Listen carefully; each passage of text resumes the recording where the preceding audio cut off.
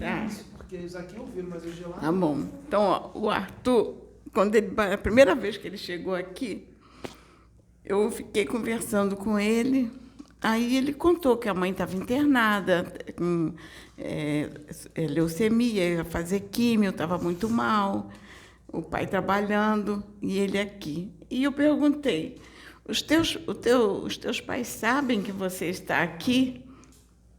Eu menti para eles. Eles não sabem que eu estou aqui. E eu disse assim, eu não acredito que quem quer servir a Deus, quer fazer a obra, age dessa forma. Porque aqui a cana era dura. Aqui, na época que era telefone tinha aquelas fichas, tinham que andar com ficha. E eu dizia assim, se vai mudar o rumo, liga para casa, avisa para onde vai. Então, eram umas normas assim bem duras. E até hoje, o meu filho tem 37 anos.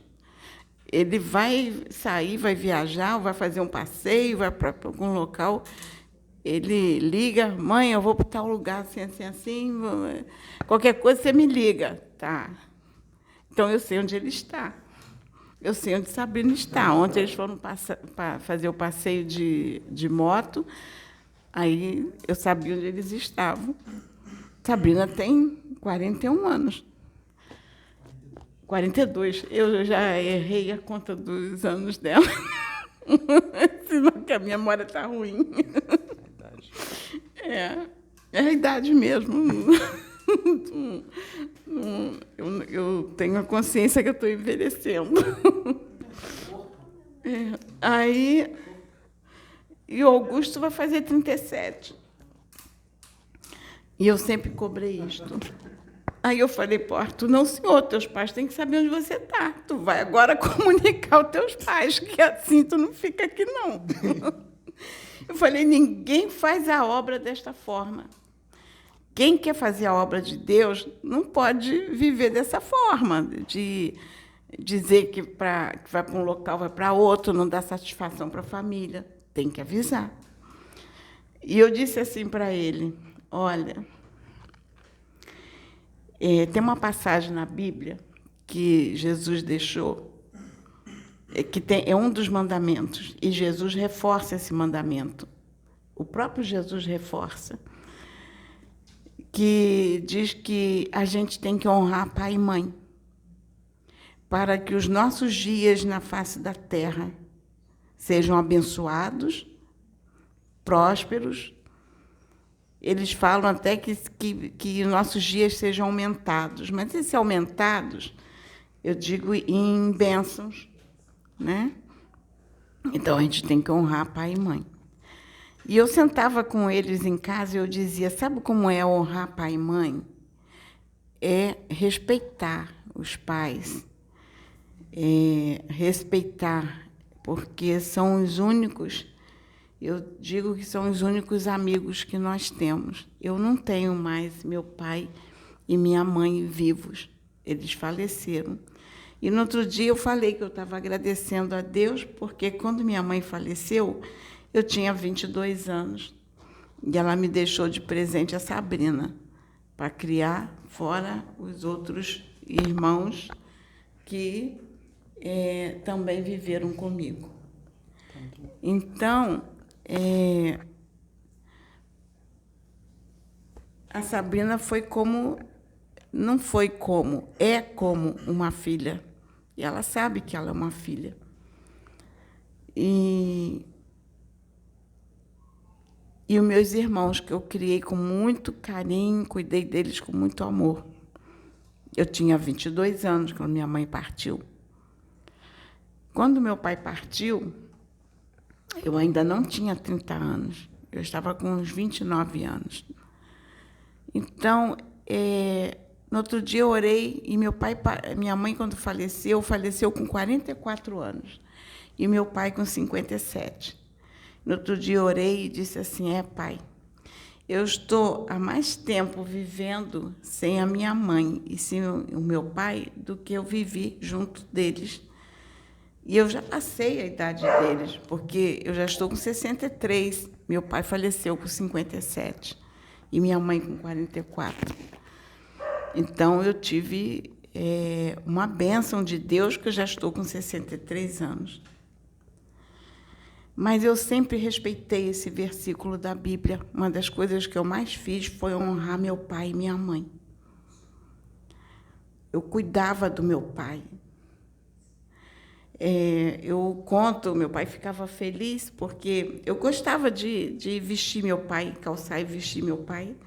Eu trabalhava, eu não me preocupava comigo, não. Eu não me preocupava em comprar roupas para mim. Mas eu ficava feliz quando eu entrava numa loja e comprava para o meu pai. Aí meu pai ficava muito contente que eu comprava as roupas para ele, e ele dizia: minha filha que me deu, minha filha que me deu.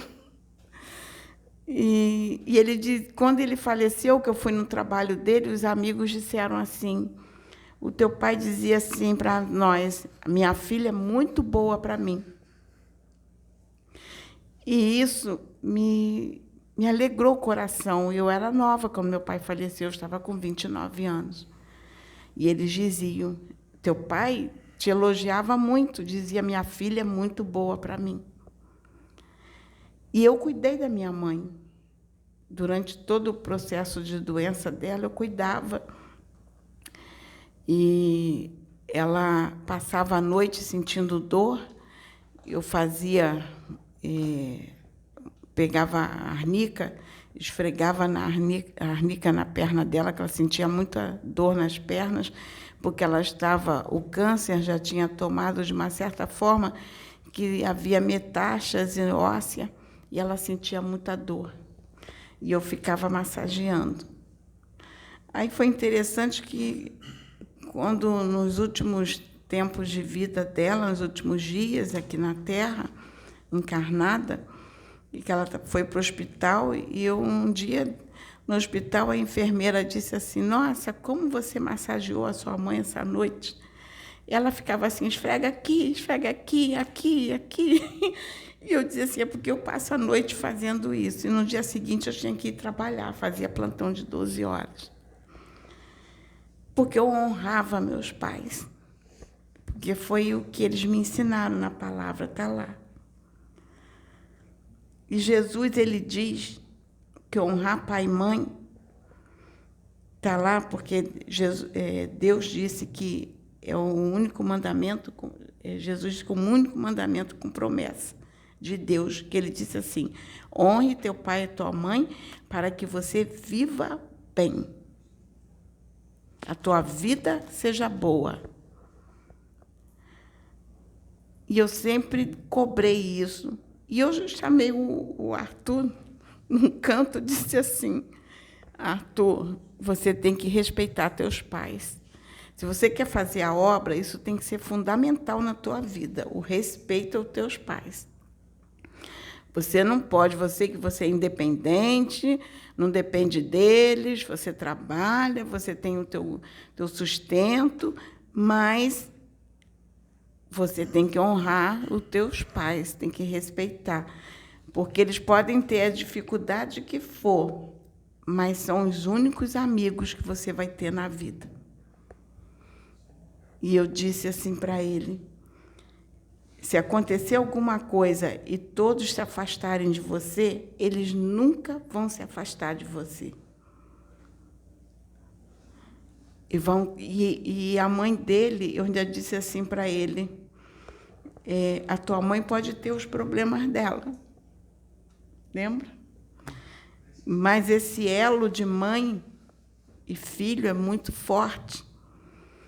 E ela vai lutar por você a vida inteira. Mesmo que todos desistam de você, mas ela não vai desistir. E eu digo isso porque a Sabrina ali... Pode, vem aqui. Vê uma cadeirinha para ela. Pedro, empresta a cadeira aqui. Agora eles já sabem toda vez que eu venho aqui para o Rio. Agora eles sabem, tem que avisar. Fala.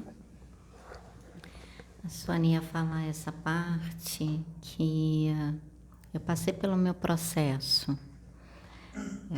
Na quarta-feira eu contei um pouco sobre a minha história e senti muito a perda dos meus pais.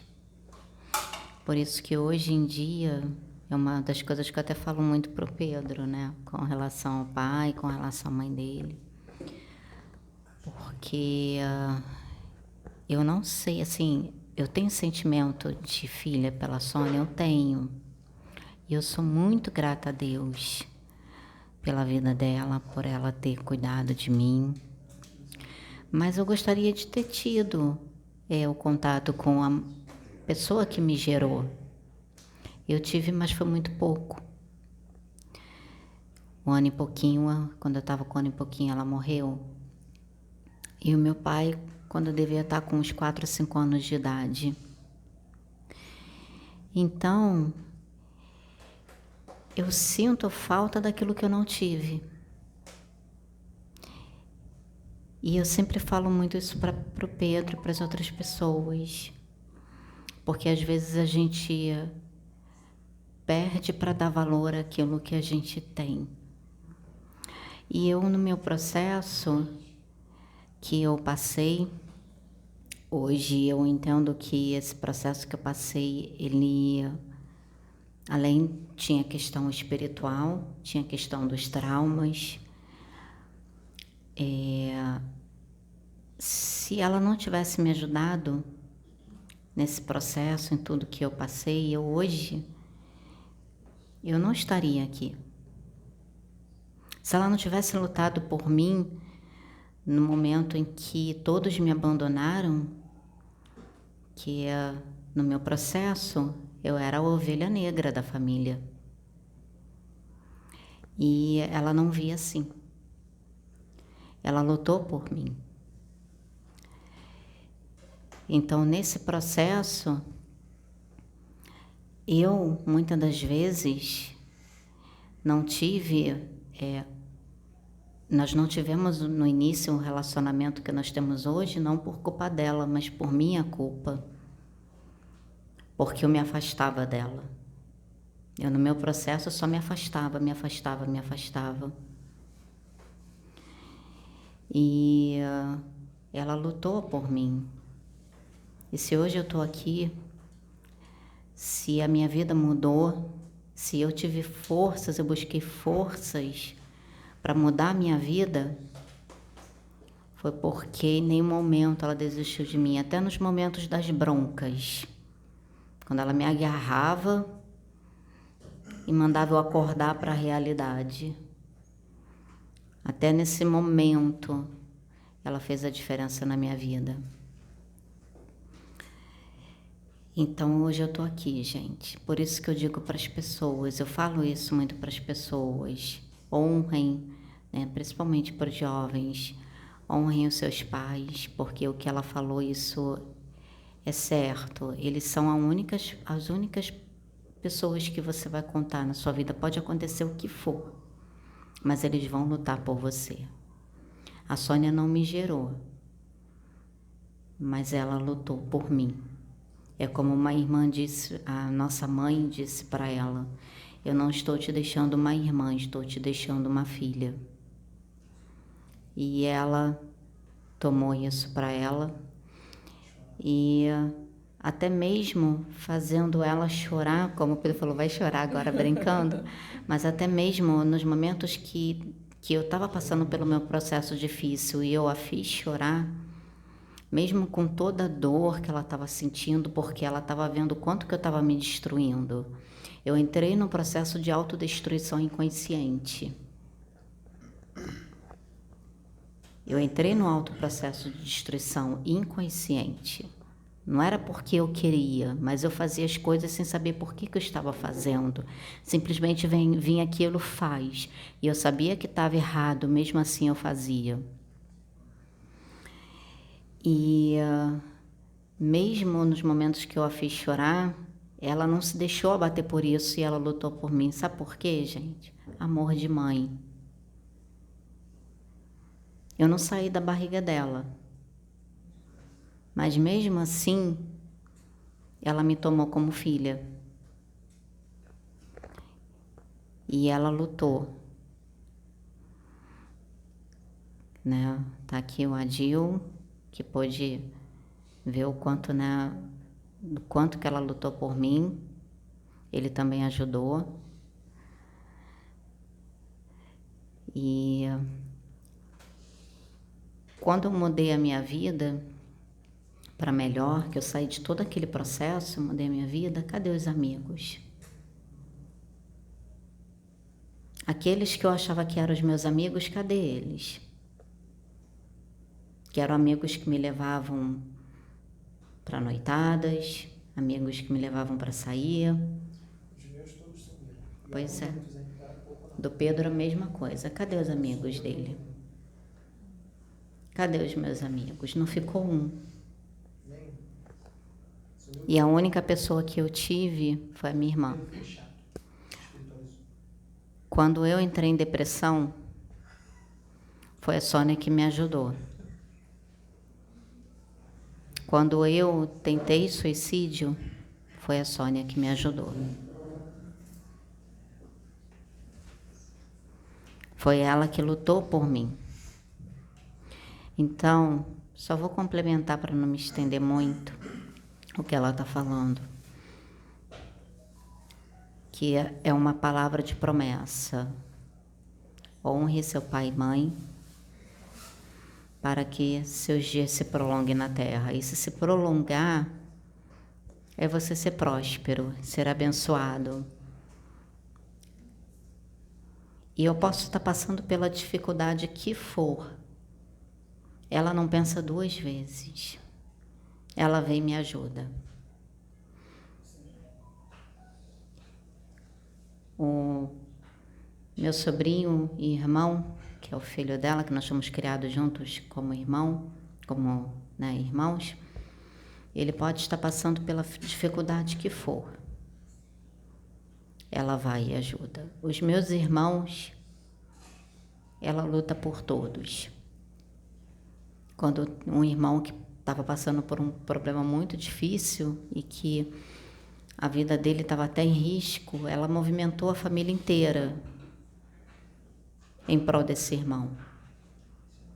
E a família toda foi assistir esse irmão, foi ajudar esse irmão se levantou. Ele saiu daquele processo depressivo que ele estava. E recentemente ele também passou por um outro processo difícil, uma perda na família. E ela procurou dar todo o suporte e apoio que tanto ele quanto a esposa dele precisavam. Então isso é mãe, isso é pai. Então, gente, não esperem perder para dar valor. Não esperem perder seus pais para depois vocês verem a importância que eles tinham na sua vida. Não só os pais, seu irmão, seu primo, qualquer pessoa da família. Não espera perder. Eu falo isso porque eu perdi pequena. E dizer para você que mesmo com todo o conhecimento que eu tenho do espiritual, que eu não tenho medo por ser humana, por ser humano, que eu não tenho medo de perdê-la, tenho.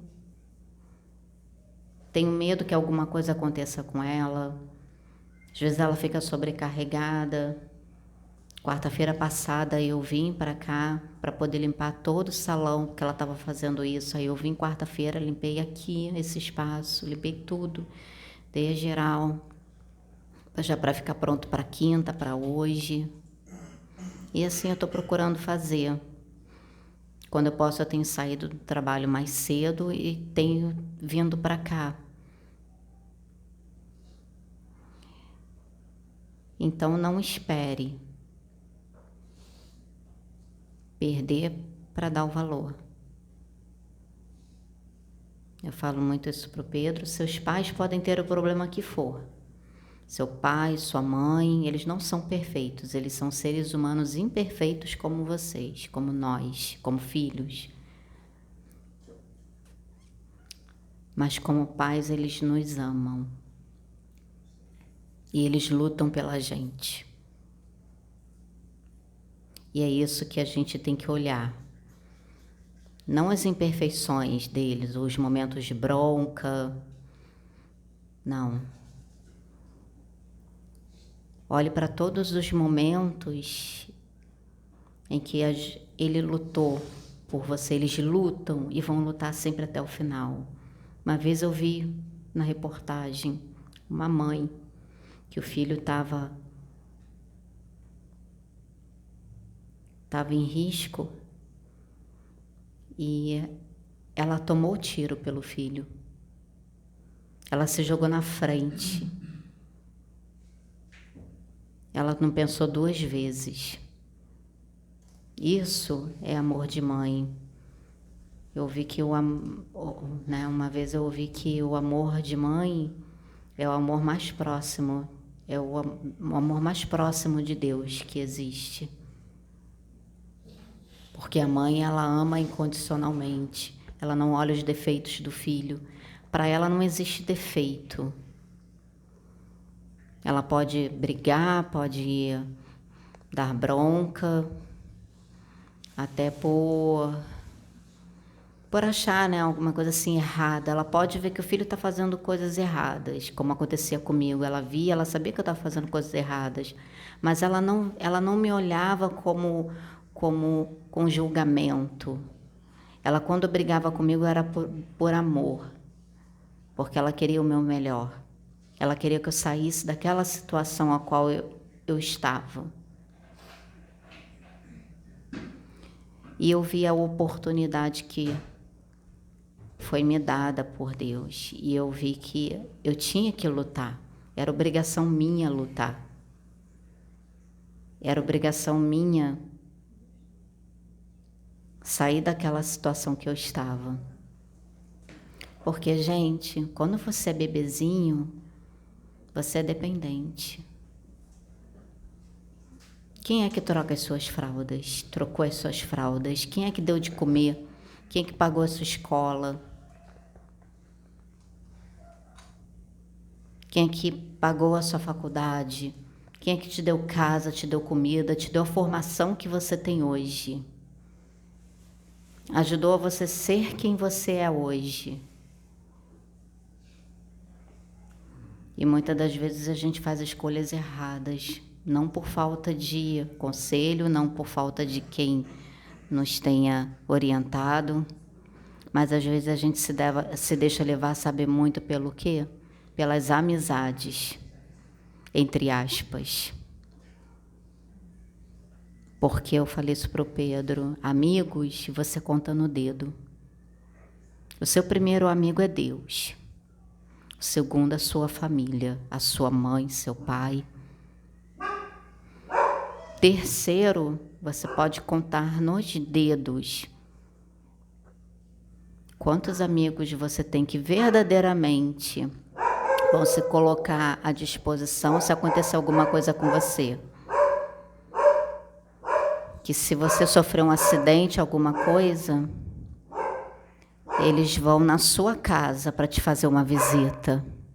Agora, aqueles que te chamavam para sair, que só queriam esse tipo de curtição, cadê eles no momento em que você sofre um acidente e você fica na cama? Quando você fica na cama, quem é que cuida de você? Quando você fica doente, quem é que cuida de você? Não é a sua mãe, não é o seu pai? Quando você fica internado no hospital, quem é que cuida de você? Que se sacrifica até as noites, passa as noites em claro preocupada com você. E nós temos que retribuir isso. Não por obrigação, mas por amor. Porque nós temos o dever de retribuir isso. De cuidar deles, de zelar por eles. Não colocar numa casa de repouso. Tudo bem que existem situações e situações.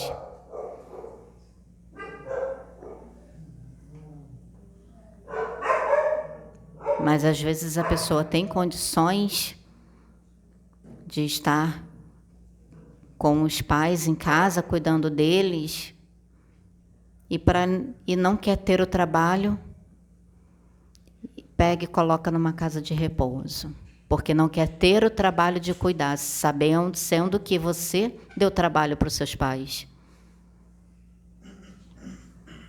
Quer dizer, não deu nem trabalho, porque eles faziam tudo por amor. Quem é mãe aqui sabe do que eu falo, porque eu sou mãe.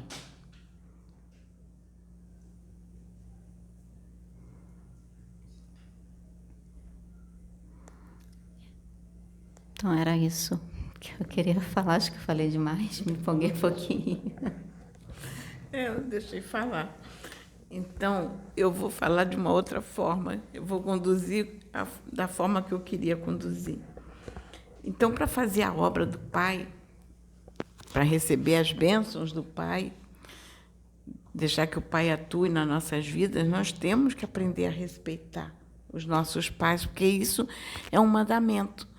Tanto que Jesus foi bem claro quando ele repreende os sacerdotes lá no templo, que diz assim: se alguém quiser pegar, vou colocar da forma que eu entendi a passagem, se alguém quiser pegar o seu dízimo, ao invés de dar o dízimo para a igreja, o dízimo para pegar o dízimo e resolver dar para os seus pais para cuidar deles, cumprindo o mandamento de Deus que diz que honra teu pai e tua mãe, deixa de dar para os pais que precisam para dar na igreja os 10%. Isso é cumprir a lei de Deus? Não. Eu deixo de socorrer os meus pais para dar na igreja, para dar no centro, para dar ou seja, o local que for. Não, não é. Tanto que Jesus diz, qual é a lei maior, a lei do Pai ou a tua lei? Foi isso que ele quis dizer para o sacerdote. Qual é a lei que tem que ser cumprida? Não é a lei do Pai? Então a lei do Pai diz que você tem que cuidar da tua família primeiro. Você tem que cuidar do teu pai, da tua mãe, é deles. Então, é para eles que você tem que dar. E uma das coisas que eu sempre coloquei aqui, que eu digo que a obra de Deus tem que começar dentro da nossa casa. Por isso que o apóstolo Paulo diz que a gente primeiro tem que começar pelos domésticos na fé. Os domésticos. Ele não diz que são os irmãos da igreja, ele diz que os domésticos. Doméstico está o quê? Dentro do lar. Está dentro da casa. Então, aqueles que estão dentro da tua casa. Está dentro da tua casa. Então, nós temos que socorrer, ajudar os que estão dentro da nossa casa. São os domésticos na fé. É por aí que começa a obra de Deus. Aí a gente, às vezes, deixa de ajudar um irmão, deixa de ajudar uma pessoa da família, o pai, a mãe, em todos os sentidos, porque o ajudar, às vezes os pais da gente não precisam que a gente entre financeiramente. Teu pai precisa que você ajude ele financeiramente? Não. Mas o que é ajudar? O que é honrar? Ele não gosta de ganhar presente? Pois é, gosta. Ele não gosta de ser agradado? Então, qual é o pai que não gosta de um dia ter o pé lavado? Chegar, pai, tu trabalhou o dia todo, senta aqui, deixa eu lavar teu pé. O meu pai, eu fazia a unha do pé dele, ele deixava. Eu dizia assim, deixa eu fazer a unha do teu pé. E ele deixava. E numa época em que o homem não pintava a unha, e meu pai deixava eu pintar a unha dele com esmalte incolor. Eu ia lá, limpava a unha do meu pai e metia um esmalte incolor na unha, e ele deixava. Então, isso era zelar. Isso é fazer a obra do Pai. Então, a gente tem que pensar muito nesses valores, e principalmente nessa questão que a gente prioriza, a gente acha que a gente tem que barganhar com Deus. Aí diz assim, não, eu vou dar para a igreja o meu dízimo, porque diz lá, a palavra diz que Deus vai abrir as portas do céu, as janelas do céu e vai derramar tudo dentro da tua casa, porque você deu o dízimo para a igreja e teu pai está passando fome. Teu pai está precisando comprar um remédio, teus pais estão precisando de um carinho, precisa que, como no outro dia, que fez aqui, a gente faz todo mês de junho, Dia dos Namorados, a gente faz aquela mesinha para comemorar o amor, todo mundo junto. Para quê? Comemorar. Vai comemorar o Dia dos Namorados? Não, o que é o Dia dos Namorados? Significa amor? Não é amor? Então vamos comemorar o Dia do Amor. Aí a gente se reúne dentro de casa para comemorar o Dia do Amor, reúne a família, vai comprar um bolinho, vai orar, vai agradecer a Deus. E é assim que a gente faz. Então, é isso que nós temos que trazer para dentro da nossa casa. Socorrer os nossos. São os nossos pais, nossos irmãos, cumprir esse mandamento de Deus. E ajudar. Tá? É essa mensagem que eu deixo, a gente pensar bem que isso aí é fazer a obra de Deus e é cumprir os mandamentos dele. Não só honrar pai e mãe, mas também exercer a fraternidade na vida dos nossos, porque isso é fraternidade. A gente reconhecer. Eu vou dar só um exemplo pequenininho, que eu sempre dou. Ainda bem que minha cunhada não assiste esse vídeo. Porque um dia a vizinha dela não tinha comida para dar para as crianças, porque não tinha gás. Tinha feijão em casa, tinha arroz, mas não tinha gás para cozinhar. Aí a minha cunhada me ligou, filhinha, que ela me chama assim, filhinha, eu não tenho como ajudar elas. Eu tinha um pouco de feijão cozido, eu dei e tudo, mas não posso dar sempre, não tem como ajudar. A única coisa que eu tenho é o dinheiro do dízimo para dar na igreja. Eu falei assim, de quem é o dízimo? Aí ela, é do Senhor. Eu falei, o que Deus manda fazer com o dízimo? Para dar na casa do tesouro, né? Que ela falou, para dar na igreja. Eu falei, ele disse que era para dar na igreja, ele disse que era para dividir com os pobres, com os necessitados. Ele não falou na época que era para dar na igreja. Ele disse assim, socorre os necessitados. Eu falei, quem está do teu lado necessitando, né? Tua vizinha? Para isso serve o teu dízimo. Aí ela, mas com medo de ser castigada por Deus. E eu disse assim, Deus vai te castigar porque você vai pegar o teu dízimo e socorrer a tua vizinha. Então, a gente não serve o mesmo Deus. Aí ela foi, com muito medo, deu o dinheiro para a vizinha comprar o gás. Depois foi para a igreja. Quando chegou à noite na igreja, a pastora da igreja dela, que era profetisa, Deus usou a pastora e disse assim, é nesta posição que eu te quero. Aí a pastora perguntou, varoa, o que tu fez que Deus se agradou de você? Aí ela, pastora, eu peguei o dízimo da igreja e dei para a vizinha comprar o gás. A pastora calou. Deus usou ela mesmo. Então, gente, nós temos que ter o discernimento. E eu sempre coloquei assim para Deus, Senhor, o dízimo não é meu, é teu. Então, eu vou usar na tua obra e tu me dá a direção. E eu já tive problemas, porque eu não dava na igreja. Aí eu dizia, eu não vou dar na igreja, porque não é meu, é de Deus. Eu faço a obra com ele. Eu vou comprar cesta básica para quem não tem, que está passando fome, eu vou lá levar, eu vou socorrer. Eu faço N coisas com o meu dízimo que eu estou fazendo, conforme os bichinhos os bichinhos que eu resgato da rua. Não estou usando meu dízimo para resgatar vidas? Estou.